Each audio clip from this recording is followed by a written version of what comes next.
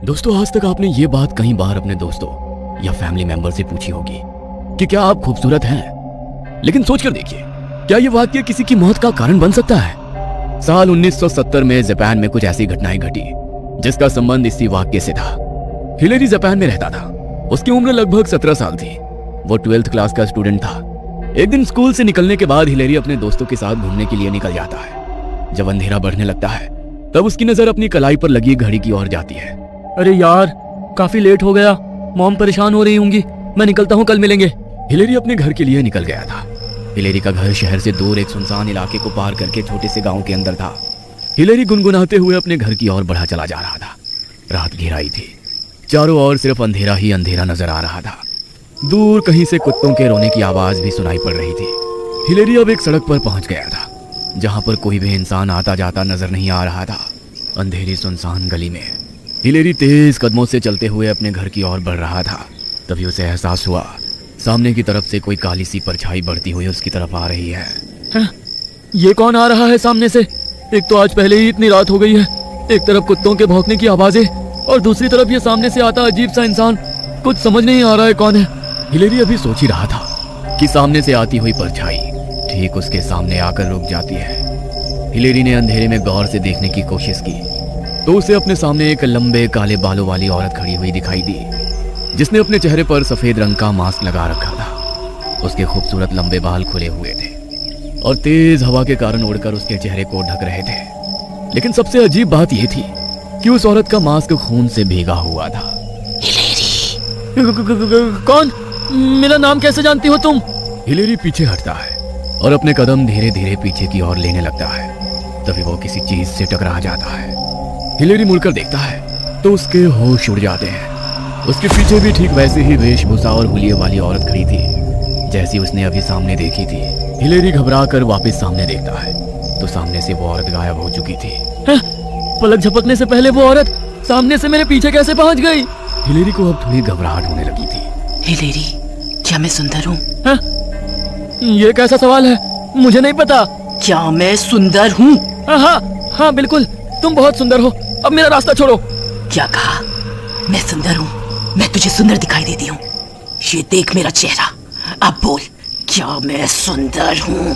जैसे ही उस औरत ने अपना खून से सना मास्क हटाया, उसके चेहरे की हालत देखकर हिलेरी की रंगों से मानो खून जमने लगा।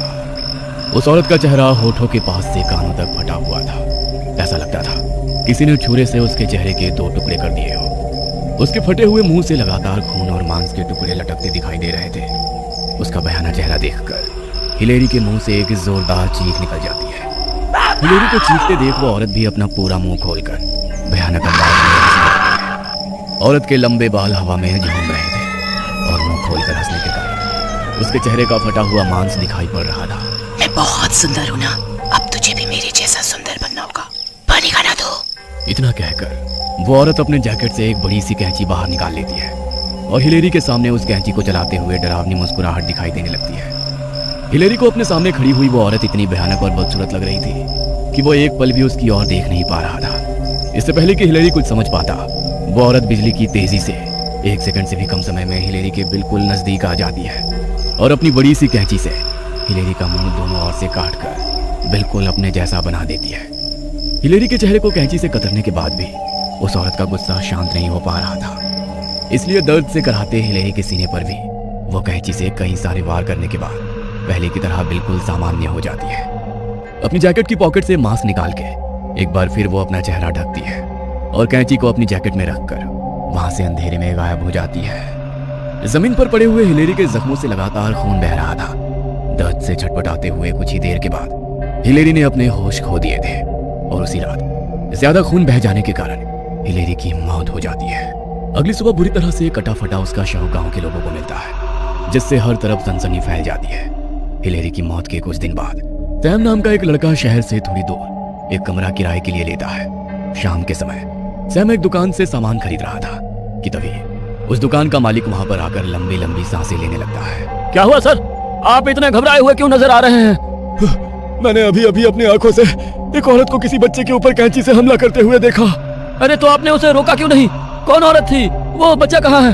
औरत नहीं थी, वो मुझे तो ऐसा लगता है कोई भटकती आत्मा थी, धुएं की तरह गायब हो गई। दुकानदार की बात सुनकर अब तो हर तरफ डर का माहौल बन गया था। दुकानदार लौटकर अपने घर आ गया था। देर रात गए उसे अपने कमरे की खिड़की पर कुछ आहट सुनाई देती है। खिड़की के पास से आ रही आवाज सुनकर वो आदमी खिड़की खोलकर बाहर देखता है तो सामने उसे मास्क लगाए हुए एक औरत नजर आती है। कौन हो आप? दुकानदार की बात का जवाब दिए बिना वो औरत लगातार उसका दरवाजा खटखटाती रहती है। दुकानदार जाकर अपना दरवाजा खोलता है। क्या मैं सुंदर हूँ? क्या? सुंदर? हाँ हाँ, तुम बहुत सुंदर हो, अब मुझे जाने दो। दुकानदार के इतना कहते ही वो औरत अपना मास्क हटाकर दुकानदार को अपना असली चेहरा दिखा देती है, जिसे देखकर वो जोर जोर से चीखने लगता है। चिल्ला क्यों रहा है? देखना मैं कितनी सुंदर हूँ, देखना। क्या हुआ, मैं सुंदर नहीं हूँ क्या? फिर झूठ क्यों बोला मुझसे? उस भयानक शक्ल वाली औरत को देखकर वो दुकानदार थर थर कांप रहा था। अचानक ही उस औरत ने अपने जैकेट से एक कैंची निकाली और उस दुकानदार के चेहरे पर वार कर दिया और उसके चेहरे को भी मुंह के पास से काटकर अपने जैसा बना दिया। दुकानदार के चेहरे से खून और मांस के लोथड़े लटक रहे थे और वो दर्द से तड़प रहा था। कुछ ही पलों में दुकानदार बेहोश हो गया और वो औरत अपना मास्क पहनकर अंधेरे में गायब हो गई। जब से ये घटनाएं होनी शुरू हुई थी, लोग अब अंधेरे में अपने घर से बाहर आने से भी डरने लगे थे। आम लोगों के साथ साथ पुलिस वाले भी इस घटना से बहुत परेशान थे। कोई भूत प्रेत ऐसा कुछ कर सकता है, इस पर पुलिस वालों को यकीन नहीं था, इसलिए वो अपनी तरफ से इन्वेस्टिगेशन कर रहे थे। सबसे पहले देखना होगा क्या थाने में कोई ऐसा केस रिपोर्ट हुआ है जिसमें किसी औरत की लाश मिली हो और उसका चेहरा बुरी तरह से कटा फटा हो। इंस्पेक्टर कुछ देर तक फाइलें चेक करता है। वेस्ट कॉलोनी में मकान नंबर 112 में 2 महीने पहले एक औरत की लाश मिली थी जिसका चेहरा बिल्कुल कटा फटा था। मैं वहां जाकर पता करता हूँ। एड्रेस नोट करने के बाद अगले दिन इंस्पेक्टर उस एड्रेस पर जाकर पता करता है। सामने वाले घर में 2 महीने पहले किसी औरत की लाश मिली थी क्या? आप उसके बारे में कुछ बता सकते हैं? चले जाओ यहाँ से, जाओ, वरना मुझसे बुरा कोई नहीं होगा। इंस्पेक्टर उस लड़के के अजीब बर्ताव से थोड़ा घबरा जाता है और उसके घर से बाहर आ जाता है। अरे सर, उस पगलेट के घर गए थे क्या? जब से वो ओना मरी है उसका बिहेवियर ऐसा है कि कभी भी कुछ भी कर जाता है, उससे बचकर ही रहना। ओना? वो 102 वाली कोचिसा की ओना? क्या हुआ था उसको? कोचिसा के बहुत सुंदर थी, उसकी सुंदरता पर मोहित होकर ही उसके पति ने उससे शादी की थी। बहुत प्यार करता था वो कोचिसाका को। कोचिसाके को भी अपनी खूबसूरती पर बड़ा नाज था, लेकिन उसकी खूबसूरती ही उसकी जान की दुश्मन बन गई। उसका पति उसे घर में कैद करके रखने लगा। वो उसे ना किसी से बात करने देता था, ना कहीं आने जाने देता था। फिर एक दिन उसे युद्ध करने के लिए जाना पड़ा, क्योंकि वो एक सामुराई था। अपनी पत्नी को घर में कैद करके वो युद्ध के लिए चला गया। जाते हुए उसने अपनी पत्नी को हिदायत दी कि वो किसी के साथ ना बात करे, ना ही दोस्ती बढ़ाए। लेकिन पति के जाने के बाद कोचिसाके ने इस मौके का फायदा उठाया और एक आदमी के साथ उसकी नजदीकियां बढ़ गई। पति की अनुपस्थिति में वो आदमी कोचिसाका के घर जाता और दोनों पूरा दिन एक दूसरे के साथ बिताते। एक दिन कोचिसाके का पति अचानक घर लौट आया। घर आकर जब उसने अपनी पत्नी को गैर मर्द के साथ देखा तो वो गुस्से से पागल हो गया। पहले तो उसने पत्नी की प्रेमी को बहुत पीटा और फिर कोचिसाका को उसकी बेवफाई की सजा देने के लिए कैंची से उसका चेहरा बुरी तरह से काट दिया, ताकि आज के बाद कोई उसके खूबसूरत चेहरे को देखकर उसकी ओर आकर्षित ना हो। कोचिसाका ओना के चेहरे पर हर बार वार करने के बाद उसका पति उससे एक ही सवाल पूछता, अभी भी तुझे लगता है कि तू सुंदर है? बोल, अभी भी सुंदर है तू? पत्नी पर अपना गुस्सा निकालने के बाद वो कोचिसाका को ऐसे ही छोड़कर घर से बाहर भाग गया। अगले दिन सुबह हर तरफ खून बिखरा देख जब मोहल्ले वाले कोचिसाका के घर पहुंचे तब तक उसकी मौत हो चुकी थी, लेकिन उसके प्रेमी में अभी भी सांस बाकी थी। उसको हॉस्पिटल ले जाया गया, जिससे उसकी जान बच गई। लेकिन कोचिसाका की मौत के गम में वो अपनी सुध बुध खो बैठा। जिस आदमी के घर से आप अभी आए हो ना, वही वो आदमी है। वो आज भी हर पल कोचिसाका का नाम लेकर उसे पुकारा करता है। और ओना का पति, वो कहाँ गया? कुछ दिन बाद वो बहुत बुरी हालत में मिला था। लोग बोलते हैं उसका चेहरा भी पहचानने लायक नहीं बचा था। उसे भी बिल्कुल वैसे ही मारा गया था जैसे उसने अपनी पत्नी को मारा था। इंस्पेक्टर को अब सारी कहानी समझ आ गई थी। कोचिसाका की आत्मा ही रात में छुरा लेकर घूमती है। जिस तरह से उसके पति ने उसे मारा, उसी तरह वो भी सबको मार रही है और सबसे वही सवाल पूछती है जो मरते समय उसके पति ने उससे पूछा था कि क्या वो सुंदर है।